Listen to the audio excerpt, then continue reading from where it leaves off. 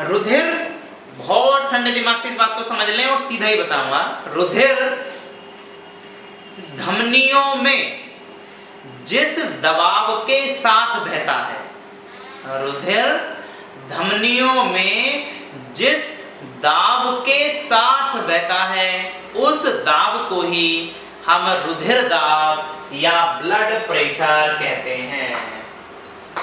ठीक है, रुधिर धमनी में जिस दाब या दबाव के साथ बहता है उसे ही हम क्या बोलते हैं, रुधिर दाब या ब्लड प्रेशर कहते हैं। ठीक है, तो हम क्या लिख सकते हैं ब्लड प्रेशर में कि रुधिर धमनियों में जिस दबाव के साथ बहता है वही रुधिर दाब या रक्तचाप या ब्लड प्रेशर कहलाता है। ठीक है, अब यही दाब हम 2 टाइम देख सकते हैं या 2 टाइम नाप सकते हैं। क्लियर है, जो ब्लड प्रेशर है वो हम 2 बार नाप सकते हैं या 2 टाइम नाप सकते हैं। कैसे, ध्यान देंगे, एक टाइम हम नाप सकते हैं जब हृदय संकुचन करेगा, और दूसरा हम नाप सकते हैं जब हृदय अनुशिथिलन करेगा। क्या करेगा, अनुशिथिलन करेगा। तो जब हम संकुचन के समय नापेंगे, जब हम संकुचन के समय नापते हैं तो उसे बोलते हैं संकुचन रुधिर दाब, और जब अनुशिथिलन के समय नापेंगे तो उसे बोलेंगे अनुशिथिलन रुधिर दाब। समझ पा रहे हो? अब ये क्या है इसके बारे में बात करेंगे। तो ध्यान दें, सबसे पहला हेडिंग हमने डाल दिया है रुधिर दाब। इसके बारे में क्या लिखा आपने, हेडिंग डालने के बाद लिखा है रुधिर धमनियों में जिस दबाव के साथ बहता है उसे ही रुधिर दाब कहते हैं। ठीक है, क्लियर है। और यह दाब 2 प्रकार का होता है। नंबर 1 संकुचन रुधिर दाब, नंबर 2 अनुशिथिलन रुधिर दाब। अब देखते हैं भैया संकुचन रुधिर दाब क्या है। जरा थ्योरी समझें, इसकी बात समझें। हृदय के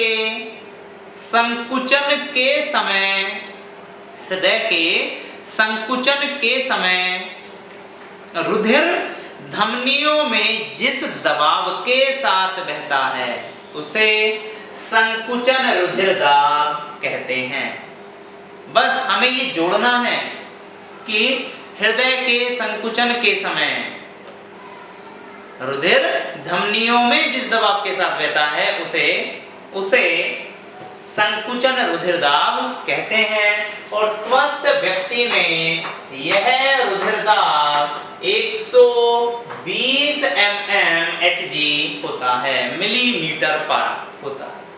ठीक है, अब अनुशिथिलन रुधिर दाब को तुम बना दो। ठीक, ऐसी परिभाषा बनानी है। हृदय के अनुशिथिलन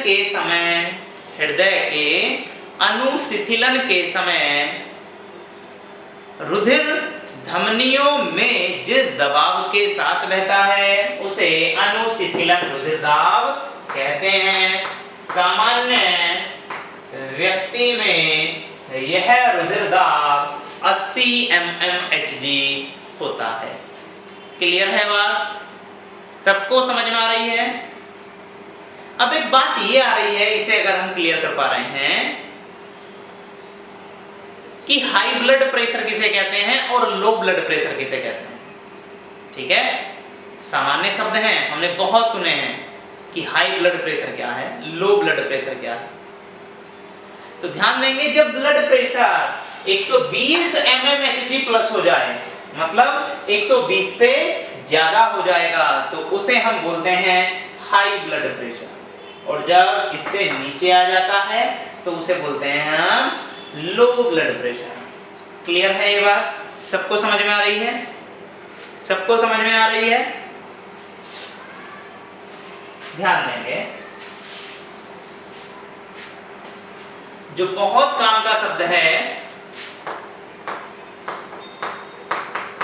रुधिर दाब को मापने वाले यंत्र का नाम। जो रुधिर दाब है उसे डॉक्टर कौन से यंत्र की सहायता से मापता है? तो उस यंत्र का नाम है स्फिग्मोमैनोमीटर।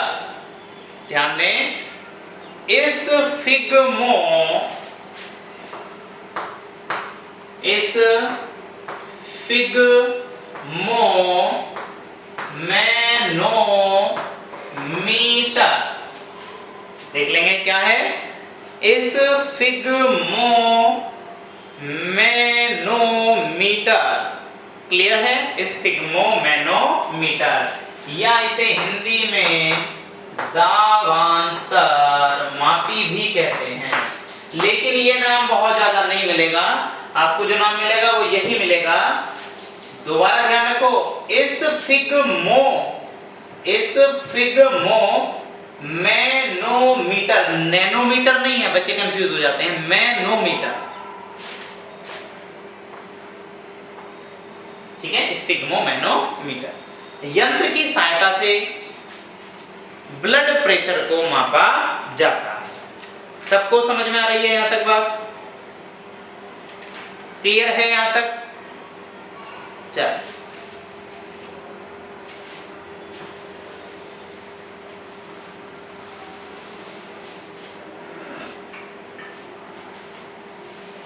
अब हम बात करेंगे अगला टॉपिक लिम्फ या लसिका की।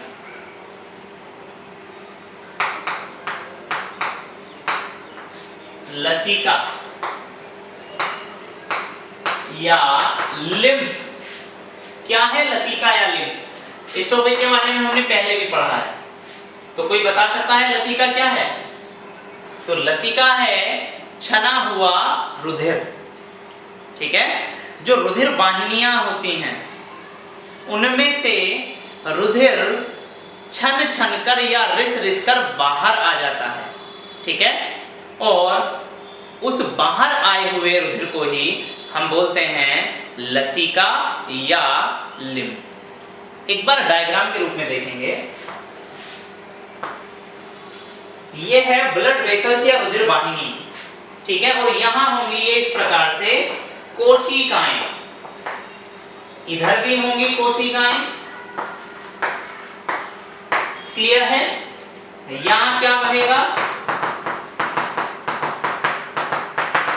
रुधिर या ब्लड। ठीक है, ये ब्लड ही क्या होता है? इन वाहिनियों में से छन छन कर बाहर आ जाता है। ठीक है, क्योंकि इनमें क्या पाए जाते हैं? सूक्ष्म छिद्र। क्लियर है? और इन्हीं छिद्रों से क्या निकल जाता है? ब्लड छन छन कर बाहर आ जाता है। इस छने हुए ब्लड को ही हम बोलते हैं लिम्फ या ECF, एक्सटर्नल सेलुलर फ्लूइड, या इसे बोलते हैं ऊतक द्रव। ठीक है, ये लिम्फ है। अब बात आती है कि ये लिम्फ कार्य क्या करता है। तो ध्यान देंगे, लिम्फ इन कोशिकाओं तक जो भी पदार्थ भेजे जाएंगे, मान लो ये कोशिकाएं हैं, इन कोशिकाओं को जो भी ब्लड मान लो ऑक्सीजन लाया है तो इस कोशिका तक ऑक्सीजन पहुंचानी है, इस कोशिका तक। तो पहले ये ऑक्सीजन कहां आएगी? लिम्फ में, और लिम्फ से कहां जाएगी? सेल में, कोशिका में। अर्थात जो भी पदार्थ होते हैं उन पदार्थों के आदान प्रदान में माध्यम का कार्य करता है। ब्लड सीधे ही सेल में, कोशिका में कोई चीज नहीं छोड़ता है। कहां छोड़ता है? लिम्फ में, और लिम्फ से सेल में। अब इस सेल से बताओ कोई भी हानिकारक पदार्थ ब्लड में जाना है तो पहले कहां जाएगा? लिम्फ में, और लिम्फ से ब्लड में। इस प्रकार ये पदार्थों का आदान प्रदान कराता है। ठीक है, हम अगले टॉपिक में और अगली वीडियो में बात करेंगे फंक्शंस ऑफ लिम्फ या लिम्फ के कार्यों के बारे में। ठीक है, इस वीडियो में इतना ही, और नेक्स्ट वीडियो में इसके फंक्शन के बारे में बात करेंगे।